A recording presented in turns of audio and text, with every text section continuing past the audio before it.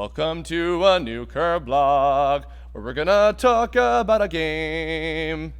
I got into it way late, cause I am a person who is lame. So I'm joined by Ash Paulson, who grew up with it. And we'll talk about how cool it is. Holy shit.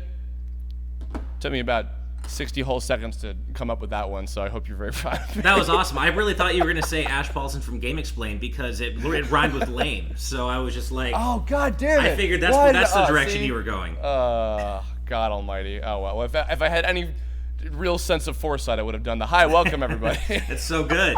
Jesus. Hi, Ash. Thank you for joining me. I know you've been busy as shit, as we were just talking about off recording before with... hey, Mario for iPhone. Yeah. Game Explained, get on that. Yeah, Great. well, as I was saying, like, Andre and Derek are on vacation, so I'm just, like, lazily watching the iPhone 7 reveal. Like, I'm looking forward to it. I'm going to get one. And suddenly, here's Shigeru Miyamoto from Nintendo to talk about Super Mario Run. So I'm, like, trying to slap my contacts in and, you know, get a hold of someone to do a discussion with me about this so Derek can edit it together really quick. It was a mess, but thankfully it got done. And thanks for being so patient. I'm glad to join you, even though yesterday didn't quite work out like we thought it would. That's okay. Well, we're time traveling again, which is appropriate because of the game we're talking about. This is going to be going up on Saturday. So I've been holding on to this one since, oh my god, I'm looking at the date. This is from September of last year. So this is almost a whole year ago I got this question. My god. Okay, so wow. Kefka44, thank you for being so patient. My god. The question was, so you mentioned Chrono Trigger, I guess in some Kirblog I mentioned. Would you be so kind to maybe give your 2 cents on a future Kirblog? Well, here I am. So thanks for your patience. I wanted to have Ash on this one for a while because Ash is the biggest Chrono Trigger fan that I know of. Not that there aren't many people who are big fans of this game, but also I wanted to specifically get somebody who grew up with it as it came out years ago, because I pathetically did not grow up with it. I did not play Chrono Trigger until the DS remake, which I played, I think like maybe, I don't even remember how many years ago it was now when it came out. I think it was 2009, I want to say. Was it? Oh my god. Yeah, so it was before Tome even. Okay. Yeah. But yeah, so I want to start off on that note with you. So I'm assuming did you play the original on like Super Nintendo or the PS1 remake? Yes, or? I very vividly remember the night I got it. It was around my birthday. I think I was 13 or 12, and it was a game I was really looking forward to, and I made sure to let my parents know. And I got it for my birthday, I think, and I very vividly remember my first time playing it that night. It's one of those gaming memories that has just stuck with me for my life, honestly. So when I got it for Christmas one year, it might have even been 2009, like when the year it came out, because while I never played the game, I would always remember the character designs. You know, obvious reasons, of course. I was a massive Dragon Ball fan. And sure. I still to this day, love Toriyama's art style, and weirdly, Chrono's design. And I know this might have even been why I mentioned it in the first place, like why I mentioned Chrono Trigger on another Kirblog a while ago. Chrono is very much the basis of Alpha from Tome's design. That and obviously the fact that Mike Lucas looks like an anime character. But I would remember always seeing Chrono's design. Oh no, I remember now. I also based this other character from the Nintendo Quest fan wank thing I came up with as a kid off of him as well, because I don't know, something about like the red and blue like striking colors with him and like the cool hair and like that very DBZ swordsman-esque kind of thing. Because Dragon Quest, I didn't see much of it all. I think I might have seen like color spreads or something of it in like Nintendo Power, maybe at different points. But Chrono Trigger, I'd see the character designs all over the place in gaming magazines, like on a really frequent basis, and they were always really striking to me, probably because of just my attachment to Dragon Ball. But I didn't play it until the DS version came out, and I've actually only ever played through it the one time, and I probably got if not the worst, probably one of the lamer of the like 500 different endings that you can get in this game. Right. Have you played it like multiple times over the years and like gotten every ending you can possibly find? It used to be that I would replay Chrono Trigger at least once a year. Now, of course, I don't have the time to do that anymore. But No, I maxed out the gallery in both or I should say in the DS version. The PS1 version, I think I finished once just to see all the anime cutscenes, but honestly, the PS1 version is so awful outside of that it wasn't worth playing again just because the loading times were so terrible and the music sounded like it was coming out the wrong end of a toilet. And with a soundtrack like that, you don't want to mess up how it sounds in the final game. So the PS1 version, honestly, unless it is your only way of playing the game, it really isn't worth playing at all. But then when I got the DS version, it packed in all the stuff that the PS1 version introduced, plus its own new stuff. So I maxed out the gallery, the monster list, the ending list, everything. I completely 100%ed the DS version, and on top of having beaten the Super NES version, God knows how many times over the years. Yeah, it's funny because like I feel like I knew a fair amount of people that had the PS1, maybe because at that time like that was the system that like so many people were getting invested into and everything, and if they missed out on actually, because it's weird, a lot of people like actually you're a couple years older than me, but like I grew up with an NES and a Super Nintendo, but most of the kids that were my age in elementary school, their first system was either a PS1 or an N64. Right. So they didn't even have the previous two generations worth of consoles at all. So those are the people for whom like Final Fantasy VII it would be considered retro. I guess so. Yeah. Maybe that's the case. Well, I sometimes talk to some people younger than me, and they'll talk about what they consider retro games, and they'll cite games like Final Fantasy VII and Super Mario 64 and Banjo-Kazooie, and I'm like, retro? Like, I mean, those are all amazing games, don't get me wrong, but retro? I mean, when I think retro, I think NES. But to be fair, people older than me would laugh at me and saying, "Oh, you think Super Mario Brothers is retro? Try Pitfall." It just depends on when you grew up. Or Pong, yeah.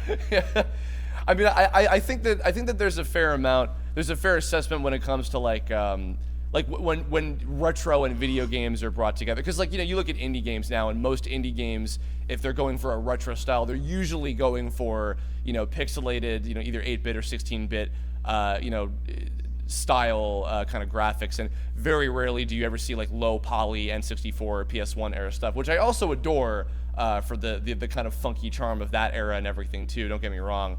But yeah, see, the kind of interesting thing is too, like Chrono Trigger, with as many different remakes as there have been, and especially like the DS and the GBA had so many ports and like reimaginings and collections and things of all these different classic games, and there were a lot of them that would have, I mean, like the Mario Advance series, granted a lot of those were just like reused graphics from like what's it called, Super Mario All-Stars. All-Stars. Yeah. But then like a lot of the Final Fantasy remakes were like in full like vector artwork, or like some of them even in 3D, like the Final Fantasy IV port and everything with like voiceover in it and shit. Right. Chrono Trigger didn't get any of that. It was left pretty much well enough alone, and I feel like that in and of itself kind of says a lot about just like maybe how much Square kind of still heralds it as how classic of a fucking game it is, and like how it's just maybe it's like the sacred thing not to touch, which also might have been the reason why the fan game that might have been shut down. Yeah, it's kind of hard to tell how Square feels about Chrono Trigger, because they have no problem parading it out and trumpeting it as one of their classics when it suits them, but then otherwise they just seem to kind of keep it hidden away, and they just bring it out when it suits them. And I don't know, it's just weird, because I remember distinctly back when Chrono Trigger DS was coming out, that one of the people at Square Enix was saying, well, if you want to see another Chrono game, buy Chrono Trigger DS, because we're using sales from this to determine what we're going to do next with the series. And then nothing ever came of that. And as I recall, I believe Chrono Trigger DS sold reasonably well, if not quite well, and nothing ever came from that. So we all know that there was that trademark that Square famously let kind of die, which was for Chrono Break, which it seemed for a while we were going to get a third Chrono game, and I still remember the day that I read the news that the trademark had expired, and Square chose not to renew it. So for whatever reason, Square seems to have decided that it's not worth their trouble to continue the series at this point. It may also be because they figure it's impossible for them to get the Dream Team back together at this point, and they know that fans, unless they can get that Dream Team back together, fans might not respond favorably. So, although I thought Chrono Cross is great, so I don't know what their thinking is about Chrono right now.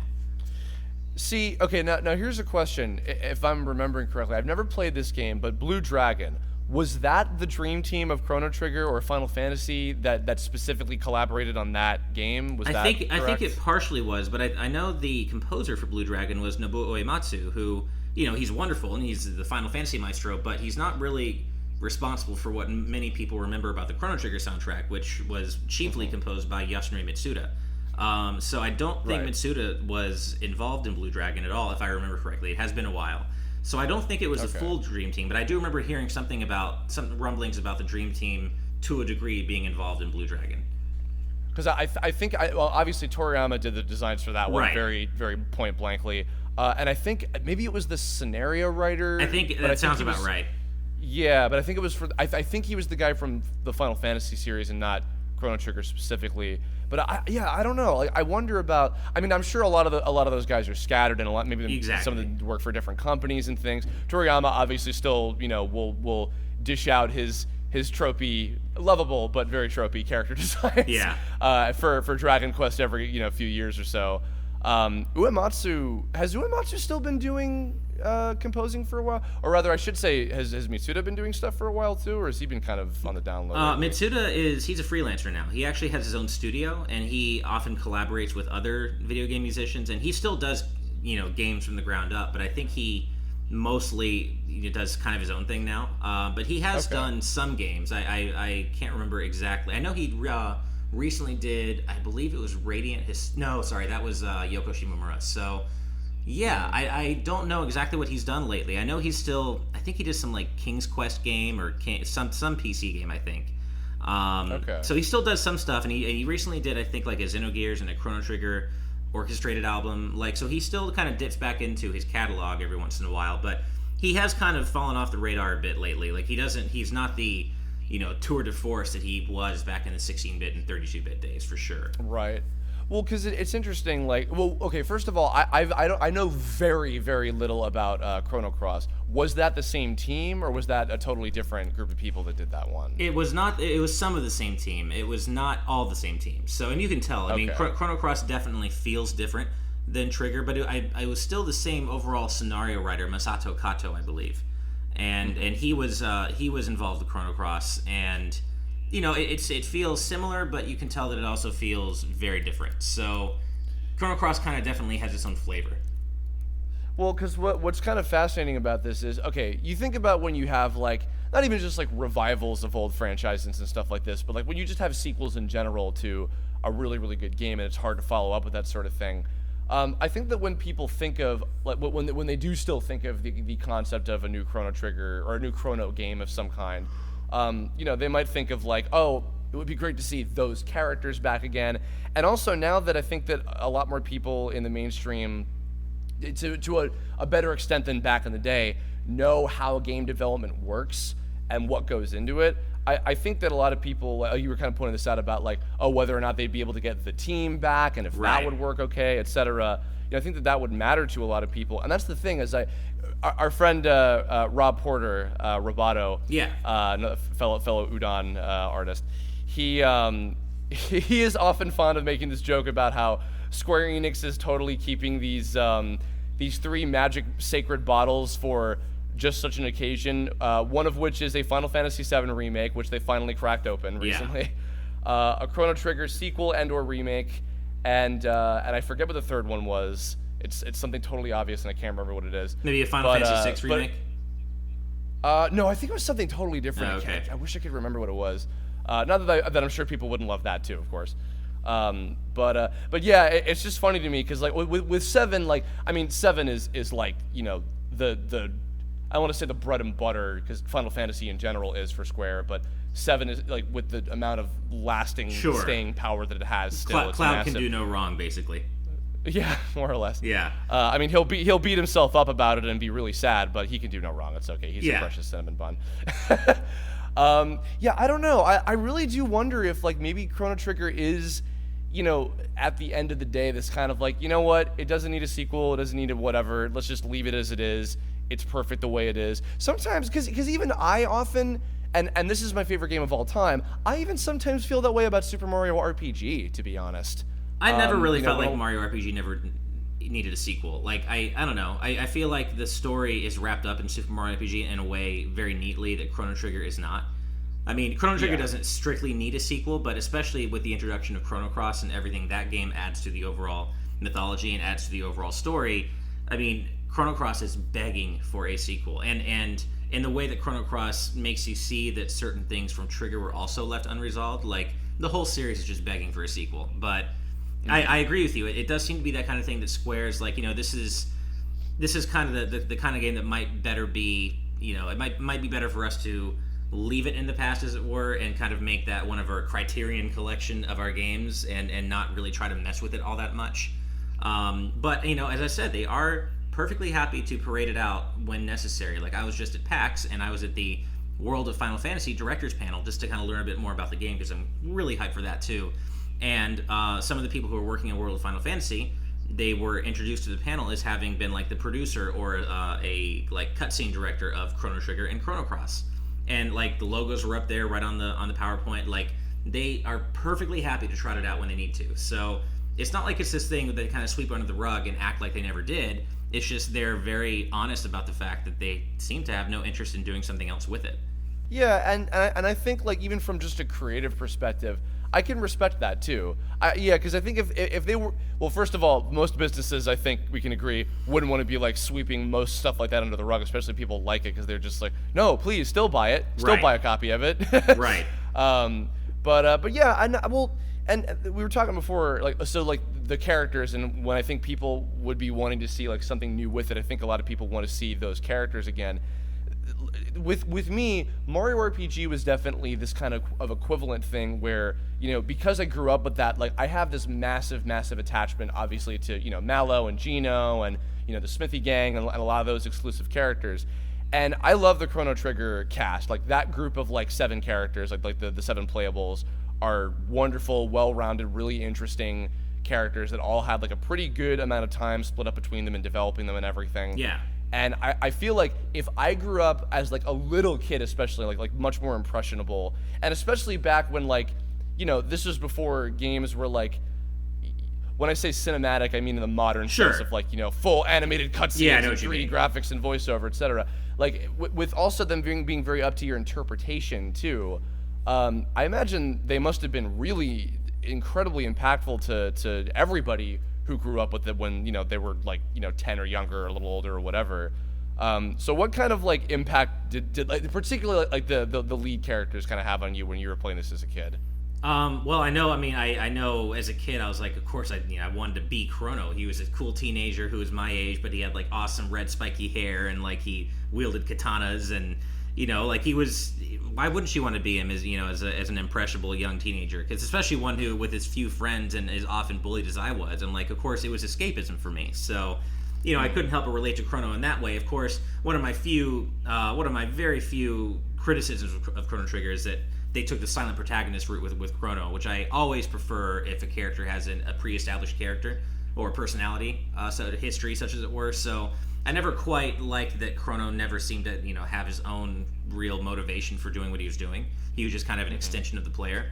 And I know that's supposed to make characters easier, for the player to then imagine they're filling their shoes, but that never quite was the deal with me. But either way, I still wanted to be this, cool sword-wielding teenager who seemed to have it all. And actually, more than anything, I don't know when or why it really happened, but Luca actually ended up being my favorite character from Chrono Trigger, and still is. Like, I often cite Luca as, like, my second favorite character ever from anything. The first, of course, being Mega Man X. Wow. And yeah, no, I loved X. We could do a whole Kirblog just talking about the virtues of X as a character. I plan on that at some point. But I wanted to do this one also because while I'm even forgetting, because you've been streaming through the game on Game Explained recently. Yeah, which has been really cool because I've never, as many times as I've played Chrono Trigger, I've never experienced it with other people. I've never played it in that kind of context before. So it's been a lot of fun kind of experiencing it with a few hundred different people every weekend. And just kind of having, seeing their reactions. It's kind of a mix of people who have played the game before and people who are just kind of curious, who haven't seen it but kind of want to live vicariously through me. And so it's really been interesting seeing people's reactions to various twists and other things like that. Well, out of curiosity too, I don't know how long you go for each weekend, but like, have you been sharing like memories of like, oh yeah, I remember like the first time I went through this when I was like 13 or whatever, and like this really scared me or something? Like, has that been kind of cool, like sharing those experiences with the whole thing? Yeah. That actually just happened. Last weekend. Or sorry, not last week because I was at PAX, but 2 weeks ago I did part 4 of my stream, and I got to of course, one of the most epic moments in the game, which is the battle with Magus.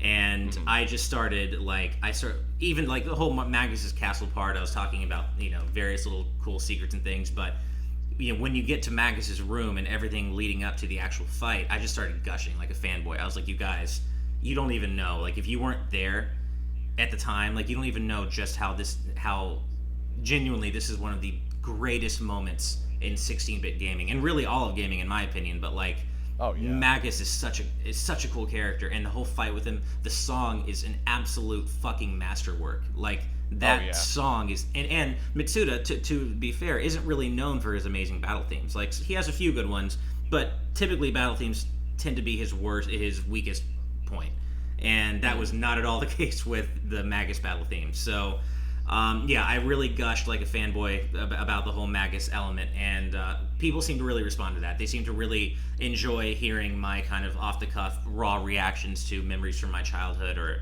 growing up with this game. So that was a lot of fun. For sure, yeah. It's funny also, you're reminding me on the bit about Magus. So when I was a kid, I and my parents, who knew I was obsessed with this character because I dressed up as him for Halloween, I pronounced Gino as Geno for like so long until I realized like, oh, it's Gino because he's like Pinocchio and it's like an Italian name. Oh, I'm an idiot. And then I've for all the time I've known who Magus is, I've been saying Magus. And then I recently found out that apparently because in Japanese, I guess his name, which is the title, is Mao, which is literally just Demon King. And then Magus, which is like their way of translating that, because obviously he has a real name that we won't spoil, like a real name. And I was like, oh, it's Magus. I'm like, God damn it, why can't I fucking pronounce it to these characters? No, it's honestly, I've heard everything from Magus to Magus to Magus, and it's just one of those things. It makes more sense that it would be Magus because he is a badass mage, and that does make more sense. And Square is kind of the king of weird, hard to pronounce names. I know I had an old friend of mine used to pronounce the Eidolon Bahamut as Behamut, and I always used to make fun of her, and I'm just like, Behamut, how could you? No, come on.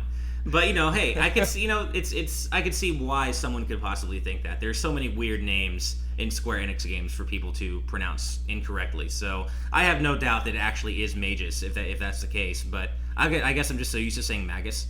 Well, yeah. How many years has this game been around for? It was 95, I think. 95, right? Yeah, and it came out at the end of 94 in Japan. So it recently, it recently celebrated its 20th anniversary.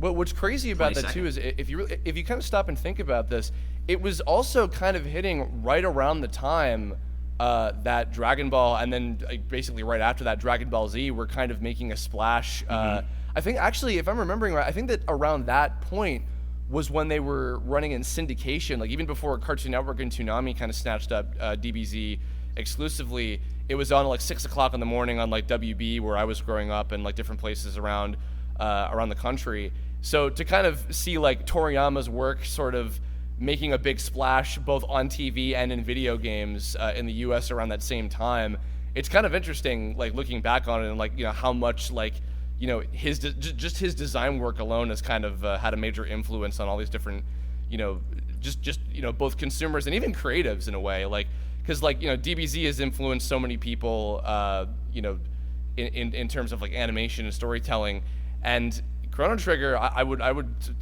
totally argue a lot of game developers who are working today 20 years ago were probably very, very majorly influenced by that game, and I could see this also being a game that would get people into wanting to make video games too. It probably did, for all I know. Yeah, no, I don't doubt that. I don't doubt that for a second. And we see, we at least in one game, we can see how Chrono Trigger's influence has borne out in a DS game called Radiant Historia, which, for all intents and purposes, might as well be the modern Chrono Trigger. Like it obviously has nothing to do with Chrono Trigger, but it's essentially a 16-bit JRPG that is a lot deeper than you initially think it is. It's about time travel. So and it's it's for the DS, so it looks like a Super NES game in terms of its 2D sprite work. So yeah, I mean, we can see at least one game in which CT's influence is really borne out directly into a game that was almost directly inspired by it. So yeah, I mean, I don't doubt that Chrono Trigger has had a monumental influence on future developers, especially RPG developers. Oh yeah. You were talking about. I didn't even get on this note earlier about the favorite characters and moments and things. I think that overall, my favorite at the end ended up being Frog. Oh, Frog he's so good. I mean, Frog is just awesome. Like, yeah, and actually, Frog had my one gripe with the DS version. I consider the DS version to be the definitive version of Chrono Trigger for most intents and purposes, but my one gripe with the DS version has to do with Frog and the fact that they removed his old English dialect, and I'm like, why? That's so iconic. I mean, it's he comes part and parcel with that amazing dialogue, and they removed that. If anything, actually, because I did hear about that, what I kind of was hoping they would have done is to make the rest of the medieval world consistent by having everybody else in that era speak similarly, because that's what I figured, was the whole point of it. Is right. Because obviously, like Ayla and like the cavemen and everything from the prehistoric era, they all have like the caveman ooga booga, snoo snoo kind of speak. Snoo snoo, Jesus Christ. So I figured in the medieval age that everybody would have been talking like that. But in the Super Nintendo version, my understanding was that Frog was the only person who actually spoke in that kind of way. Which that to me is like, okay, that's a cool idea, but then why doesn't everybody else? No, I know. What I was kind of hoping was instead they would have done the opposite, where they made everybody else in that particular part of the world speak the same way. And yet I guess maybe it was just easier and less time consuming to just fix Frog's dialogue, which is like, oh, that's kind of a shame. But well, I think what it was is it was retranslated to make it more accurate and in line with the original Japanese script, and for whatever reason, the original Japanese script didn't. It didn't have that kind of middle-aged dialect for every NPC in the Middle Ages. It probably should have. I agree with you, but I think really it's just for the DS version, their intent was to retranslate the game and make it fall in line with the Japanese original as closely as possible. Oh, okay. So did they actually retranslate the whole game like from the ground up for that? Yeah, they did. Yeah. So the reason Frog has his old English dialect in the Super NES version is because of Ted Woolsey's work, who he kind of put his own unique spin on Final Fantasy VI and Secret of Evermore and all those games. So, I mean, and that I don't really have a problem with Woolsey's work, because I think in some cases it had a lot of personality, as is the case with Frog. I just know that Woolsey's work was often affected by Nintendo's draconian censorship policies at the time. So it is nice to have, the real deal in the DS version, even if it does mean that Frog's dialect had to be cut. And because we still have the Super Nintendo version, which isn't going to go anywhere. It's going to, it'll be preserved forever. So, you still have both. It's funny, too, because I believe he also wrote Mario RPG, ironically enough. Okay. I think so. Yeah, I mean, he seemed to be, like, one of the go-to guys for that. And that was in a time where, translation and adaptation writing for video games, most of the time, I think, were kind of hand-in-hand. And now, you have, like, especially when you're adapting a JRPG, you have a translator. Sometimes you'll have multiple adaptation writers, etc., and they all kind of work in tandem to each other. Right. So just things have very much evolved since that time. So it definitely makes sense that they wanted to evolve this game with that. I don't fault them for that, but I do think that especially because when you have a game like this where it's like there's all these different time periods, and you can really add a lot of like flavor and maybe not even so much liberties, but just like because it's all based in some kind of logic. It's like the prehistoric people talk like caveman, the medieval people talk like the old English kind of thing. Maybe even the futuristic people could have talked in different terms, like the way that like what's his name, like Impulse in Young Justice says like that is so crash or whatever, like future terminology kind of thing. I could have even gone that route if they wanted to. Although in the case of Chrono Trigger, it just would have been like, food is good, digestibles, because we're sad and we have nothing to live off of. I mean, they're essentially, they're essentially homeless, and they've been, the whole world's been destroyed. So I don't know how much they would care about dialect, I should say. But yeah, Frog, and also a very close second, Robo, who was adorable, and just I would say Frog to me was like the coolest in terms of like the dramatics and everything, like with his brother and like why he is the way he is and everything was really cool. Robo was just adorable and endearing to me, and he's like the cutest character in his kind of like way of being and everything. Don't ever play Chrono Cross. Don't play it. Oh no, am I gonna be sad about something? Yeah, if you like Robo as much as you do, and I mean I like Robo too, but just don't play Chrono Cross. I'm telling you. God, I mean, honestly, really, no matter who you like in Chrono Trigger, Chrono Cross comes across as incredibly sad and depressing. But especially if you're a Robo fan or a Luca fan, it's Chrono Cross is its own thing. I'll just say that I like it, but it definitely added a lot of darkness to the overall narrative. On the note of Luca you were mentioning earlier too, something I also kind of like about this, and I feel that by and large most JRPGs have actually been very, very good about this, like most of the time, is it has a pretty well-rounded cast of characters. Like it's got a pretty good even split of like a male to female ratio, which is really nice. I think. And then even with like like monsters and demons and Frog and the robot characters and like whatever the hell Johnny is, it's whatever. Yeah, I know. I really do think Chrono Trigger was kind of ahead of its own time, really, in terms of its male to female representation and its playable cast. Ahead of its own time. Oh wow, yeah, I didn't think you sound like Andre. But yeah, I think it really was it was ahead of the game in that sense, just because there were a lot of RPGs back then and even now that really have a very kind of uneven male to female character ratio, and Chrono Trigger got that right to begin with. Yeah, I like I was saying before, as much as I love these characters now, having only these few years of experience with them, I can absolutely see why they're still adored, and even like it's funny too, like we've had Smash and the big whole thing with people submitting characters and stuff, and like more so than I'm putting this ahead of my own desires. Like a lot of people were saying, oh Chris, you should tell people to vote for Gino on the Smash ballot, and I'm like, I'm not gonna pick Gino. We're lucky we got the costume.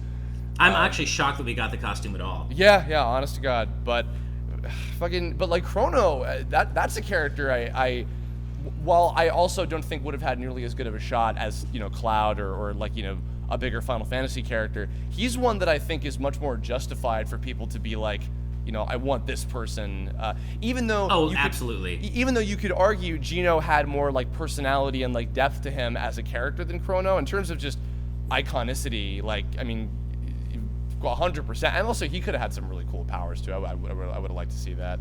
I don't think, but I agree. I think Chrono is much more of a shoo-in than Gino, just because Chrono, he's the star of one of the most popular, beloved RPGs of all time, video games of all time, really. And Mario RPG is that as well, but Gino isn't the star of that game. Mm-hmm. And even though he's, I would say, probably the fan favorite from that game, I don't feel like Mario RPG had an impact on the level that Chrono Trigger did. No. And even again, favorite game of all time, even I could admit that. Like, and also because like Mario RPG, while incredibly well made, it is a very, I wouldn't even say dumbed down, because that's not true. It's a simplified Final Fantasy game. Like Chrono Trigger, like for its talking about its gameplay, like there are certainly other games like it, like before and after, but it feels incredibly unique with the fact that it's fixed battles. There's a lot of depth to the battle system itself, with the usage of the type advantages and everything, which you could even say kind of perfected a little bit more so before Pokemon came in and had their kind of shot at that too, kind of interestingly.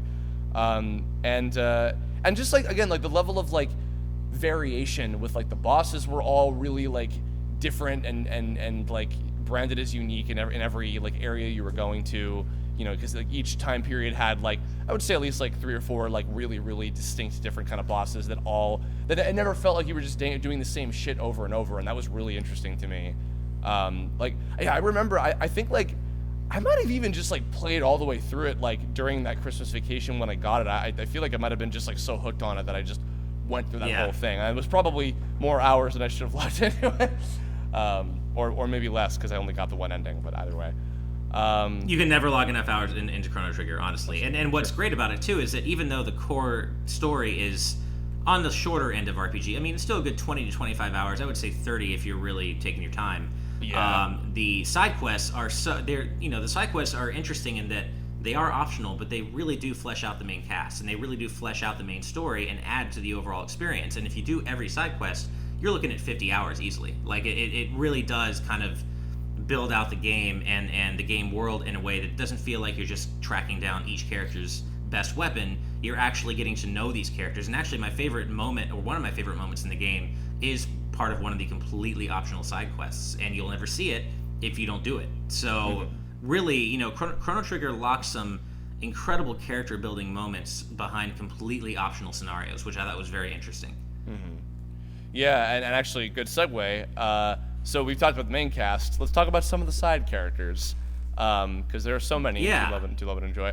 Any particulars from throughout the different eras or with the different factions that really stood out to you that you have some funny or fond memories of? I never liked Kino. Like, Kino always just drove me up the wall.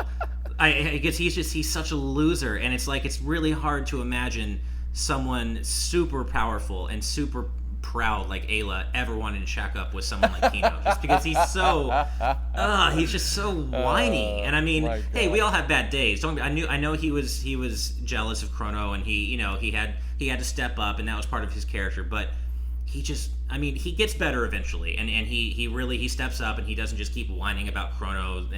But still, he's just so obnoxious, and especially compared to Ayla, who's just so strong and badass, and he's just like, oh, Chrono's strong, and I want you to like me and not Chrono, and I'm gonna steal your gate key, and I'm gonna make things harder for you. It's like, just do something useful. Although he does later on. Huh? I feel like some of this is even tapered with like, why couldn't I marry Ayla? For God's sake! Oh, right. I would have started the race with her.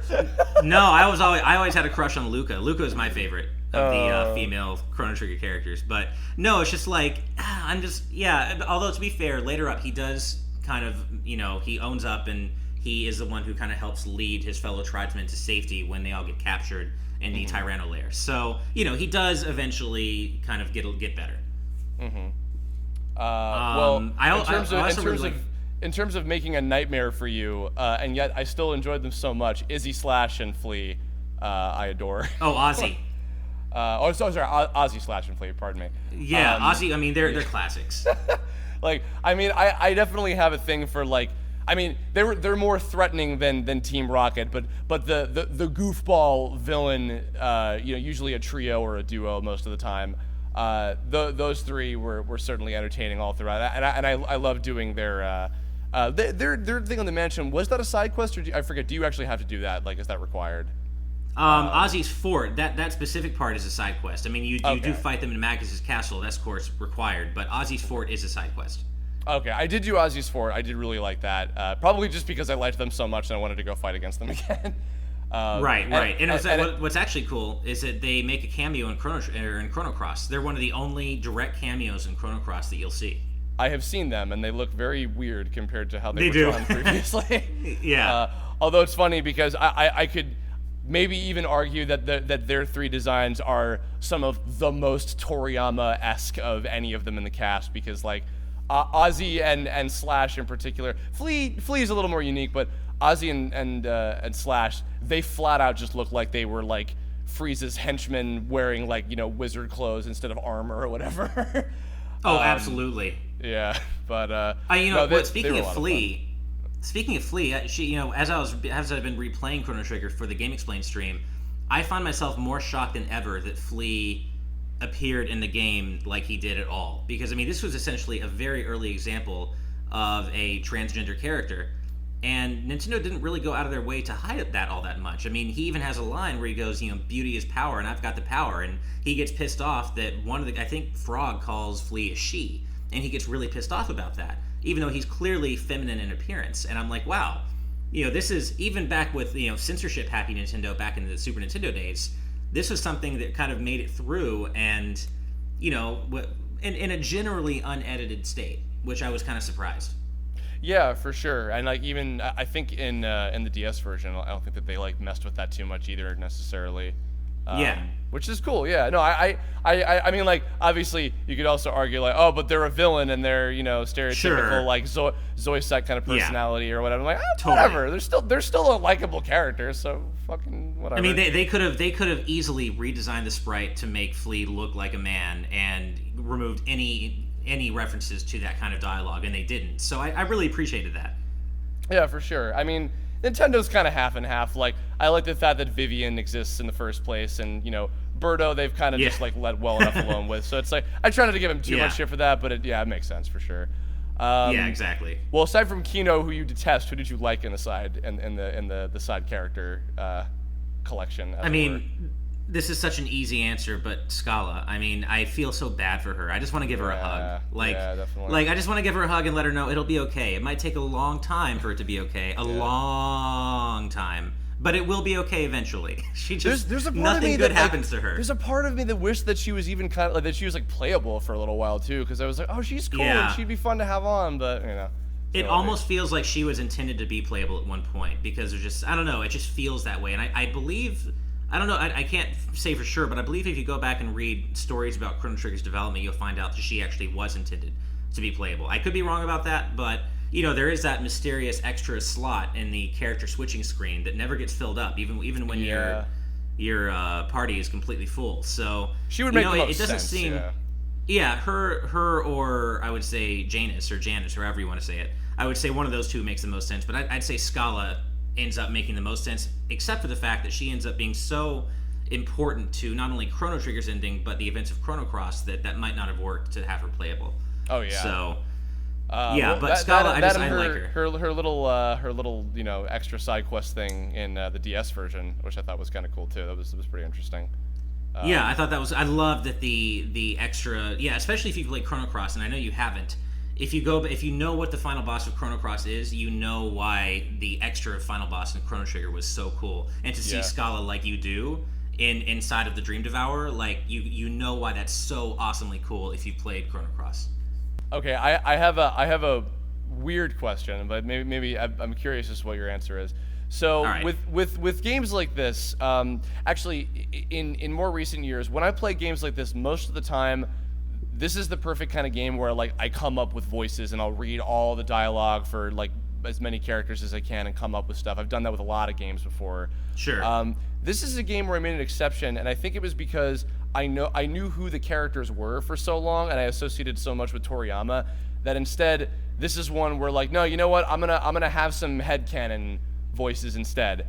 So for myself, but actually, I want to ask you first. Okay, did you ever have in the many times that you played it? Did you ever have any particular, especially because I mean, you grew up around voice talents for fucking ever. Did you have particular voices or particular actors or anything in mind for certain characters that were interesting to you or anything like that? I know that I used to assign my own voices to characters at some point during my childhood. I don't know when that stopped. I mean, I don't really do it anymore, and I haven't done it in a long time. So I don't know. I guess I want to say at some point I probably have imagined voices for the characters of Chrono Trigger, but if I did, it was a fleeting thing, and I don't have them in my head now necessarily. Oh, okay. So if anything, it wasn't really it never really was a lasting thing for me, I guess, for whatever reason. Oh, okay. Because I couldn't help myself with okay, if they kind of look enough like this DBZ character, then I'm hearing that Funimation voice actor in my head. Even down to Chrono not actually speaking, I'd just be hearing Eric Vale doing future Trunks sound effects or whatever for the battles and shit. And I think that may be part of why, because I feel like that almost kind of demystifies them to me to a point. It's like, I don't know, these characters are so important to me, and they have this place in my heart that I feel like making them sound like any voice actor or any character that I already know what they sound like, it kind of just, I don't know, it just kind of, it demystifies them. It just humanizes them a bit, and that's just a little less fun to me. So I guess it's just not something I ever felt the need to do. Oh, for sure. And I'm not talking to the level like, oh, and then Frog sounds like Vegeta, and so sounds like not one-to-one like that necessarily, but certainly but I mean, I feel like Luca would almost sound exactly like a less ditzy Bulma. Like, I mean, of course Luca's going to sound like that. Right, yeah. Which I think, I feel like maybe, I think Monica Rial might have even been who I was hearing for her, actually. I mean, because that's... Really? Yeah. Well, because, I mean, purple hair, glasses, anime looking. Exactly. Yeah, that's a Monica Rial character. Yeah. I have to admit that fun little OVA about the creatures and their little festival and the PS1 cutscenes, that certainly made me dream about, I want, a Chrono Trigger, I mean, we got the OVA, but like an OVA with the characters would have been really fun to see. But which I'm actually surprised they never capitalized on that. But us getting the little Monster Festival one in and of itself was pretty cool, just to have that, because once in a while I'll go back and I'm reminded of the gardens are thing where he's like chasing them, the gato or whatever. God, what else? I'm trying to think of any other like I know there's a billion, but like any other like standout like moments, things, tracks, characters, anything like that worth sharing. My favorite moment, or one of my favorite moments in the game, is the campfire scene, easily, and that's what I was talking about earlier when I was talking about a major character building moment and world building moment, that it's locked behind a completely optional side quest. In this case, it's the Fiona's desert side quest. Okay. I also like Fiona as a character as well, because I just like that she really. I like that Fiona. You learn about her, and you in the beginning of the game, and other people talk about her 400 years in the future. Then you actually go and meet her and think, okay, well, here she is, but she's not going to really play a role in the game. And then later on, she plays a massive role in the game, via one of the side quests. So, once you restore the desert and into the forest, and restore the continent to its former glory, you have this campfire scene, and it really is just this really nice little quiet scene where all the characters are, sitting around a campfire. Chrono's knocked out, of course, he's sleeping, but they're all just talking about everything that's happened to them up to this point, and they kind of just they wax poetic and kind of speculate on what could be guiding them to toward their fates. What has set all this stuff into motion? They talk about how it could be like this entity that's beyond any of their understandings, and it could just be the planet itself. But even better than that is, after everyone goes to sleep, Luca wakes up in the middle of the night, and she's like, it's really creepy, and it's like, I remember as a kid, this really scared me, because these really like haunting time gate sounds are happening, but it's like the extended version of it, so the gate sounds get even creepier. And so you go investigate, and you find this red time gate, which to my knowledge you don't find anywhere else in the game. So that already tells you that this is a little darker and a little more sinister than just a regular blue time gate that's always supposed to be there. And so for whatever reason, Luca is given the opportunity to go revisit the exact moment that her mom became crippled. And it was essentially Luca's fault. Not really, but kind of. And so Luca has a chance to make it right, or she has a chance to fail again. And if you fail, it's really, really disturbing. But, she has a chance to make it right and essentially change time and give her mom her legs back. And either way, whether you succeed or fail, the exchange she has with Robo when she gets back to the present time is really, really, really just heartfelt and well written, and it's such a great moment for Luca and for the game as a whole, I think. And it really gives you a window into kind of a darker thing at work that's going on, because they never really explained why she was able to go back into that particular moment in time, but it was possible, and you're left to kind of suss out the answer yourself, and kind of you're given this glimpse into another whole set of inner workings at play here that really kind of make Chrono Trigger's story a little darker than you might expect at first, which I really love about it. You remind me, Square seems to have a really good, if not specifically a campfire, but just those intimate moments where like everybody's kind of the gang is sitting around in their RPG stories. It's like, God, like they have so many good ones of those. Even 15, which I haven't even like really invested a whole lot into. Like when I see that between the four guys, I'm just like, oh, yeah, makes me feel all and nice. they did that things. really well with 10 as well. I mean, the 10 opens with a campfire scene essentially. So no, I totally hear you. I actually, you reminded me, I messed up, and I messed up during that part, and part of me is kind of glad I did, because I feel like I got a maybe even a more powerful experience out of her failing and seeing what came as a result of that, and also that, my God, that screech sound effect. Oh, the screech is the worst. The Super Nintendo is somehow able to produce, because that was also going to remind me of its little inclusion in the final battle theme against Lavos. Where they had I love that part of it. Because that is a big one for me, that I adore the final battle with Lavos. Me too.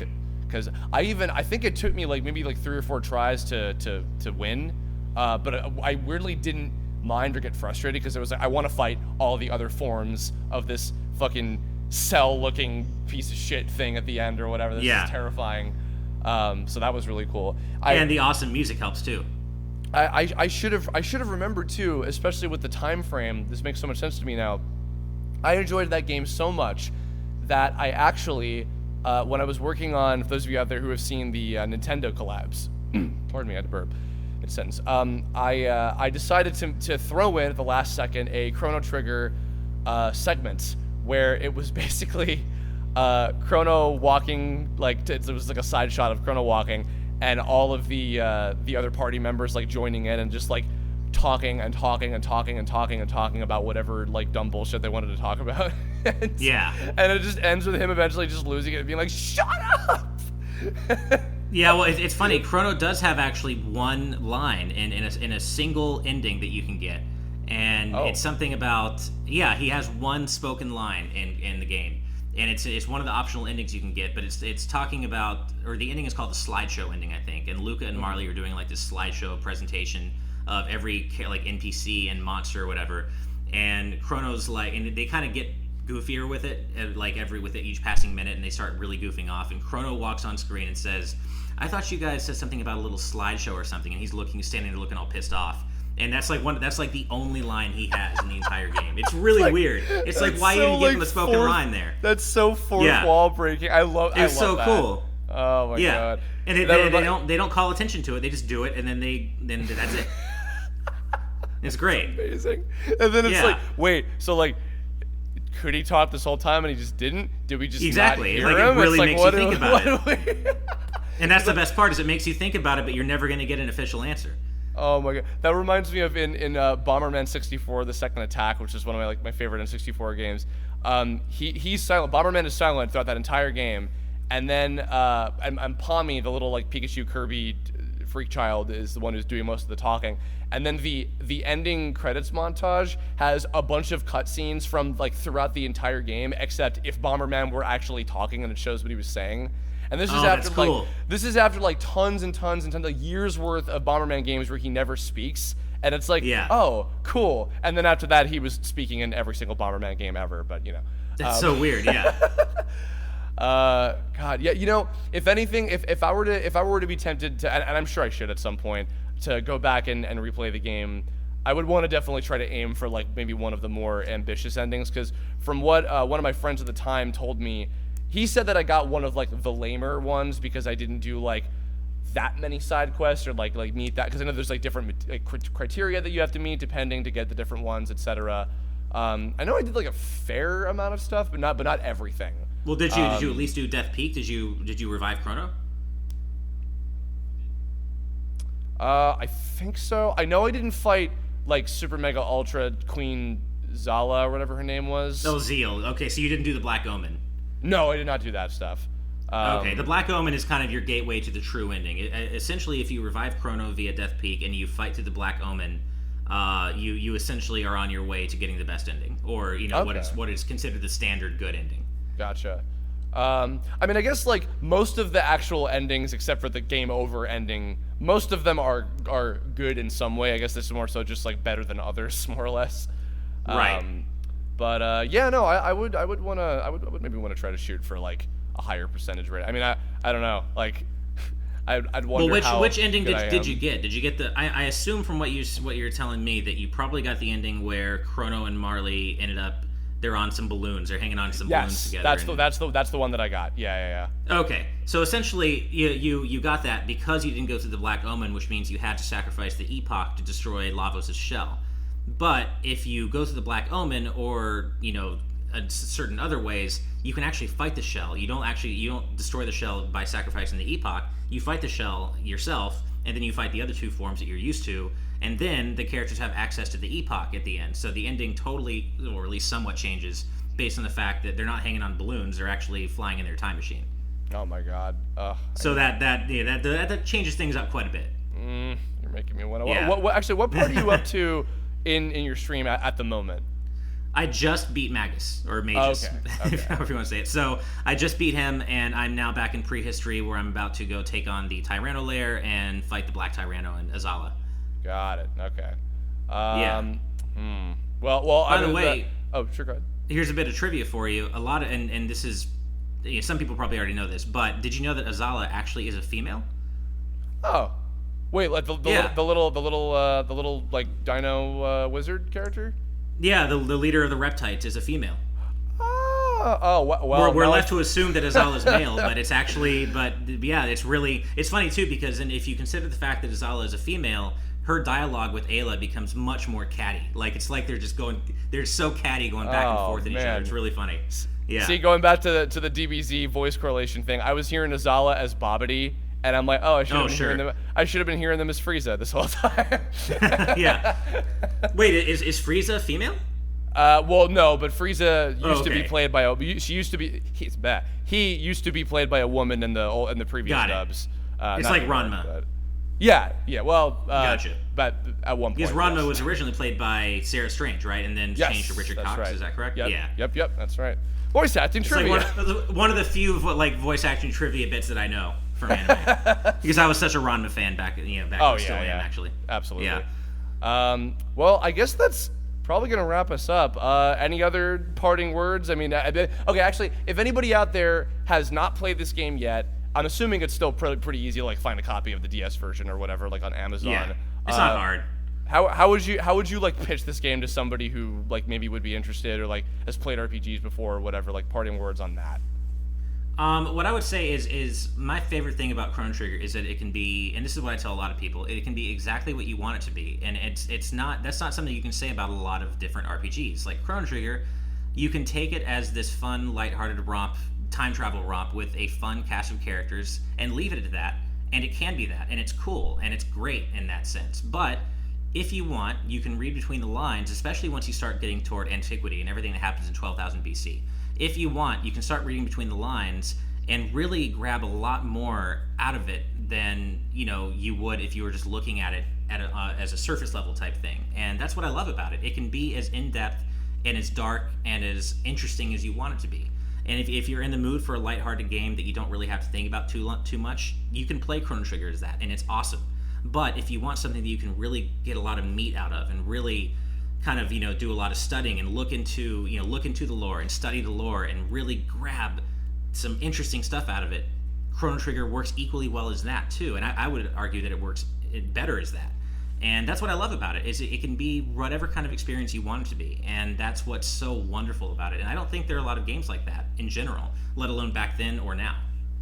I agree 100%. And on the subject of the meat, like there really is like there's so much depth to just absolutely everything in every like orifice of this game. Basically, it's like all of the different eras of time, all of the characters, big or small depending on their role in it overall. The just even from a gameplay perspective, it's incredibly like well designed, like very streamlined, very fun.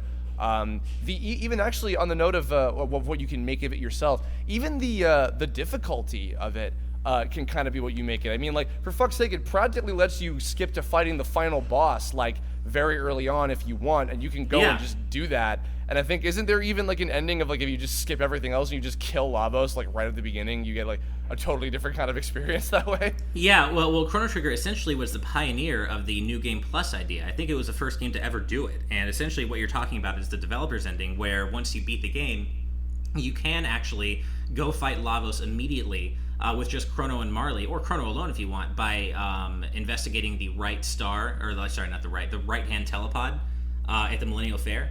And there's like a little blue shining ball in the right-hand telepod machine, and if you examine that, you'll warp straight to Lavos, and you can fight Lavos essentially right after you start the game. And if you win, then you get the developer's ending, where you get to basically wander through all these different environments from the game, talking to the developers, which is really cool.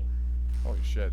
It's definitely worth doing, or at least looking up a video of, but it's definitely worth doing. It's not too hard to beat Lavos with just Chrono and Marley. I mean, Chrono Trigger wasn't ever the hardest game to begin with, but it's not that hard to do, so it's certainly, tractable. And it really is. Chrono Trigger is one of the first game to pioneer the New Game Plus idea, and you can then beat the game at various key points in the story and get a different ending for each one. So I think there's one ending where I guess I can't remember exactly why the reason for it is, but basically everyone in the present era, like Chrono and Marley and everyone, they are now frogs or reptites or something, and I think it has to do because I think if you beat the game and beat Lavos before you go back and help Ayla beat Azala, you're supposed to assume that she couldn't do it without Chrono's help. So then, really, there are no humans. They're all reptites. Oh my god! And so you wake up in bed, like Chrono wakes up in bed, and either his mom or Marley wakes him up, but they're all reptites. And it's like, oh, what the hell?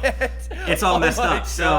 So they kind of have a good time playing with what it might mean if Chrono didn't actually continue on his journey and just went to beat Lavos earlier. Oh my god, It's really cool. Wow. Oh, I'm learning so many things. See, one last thing I want to add. I think you'll agree with me on this. This game is also, and not very many other old school RPGs. I think, certainly like a few other ones, and particularly ones by Square, absolutely. But there are very few games like this that are timeless.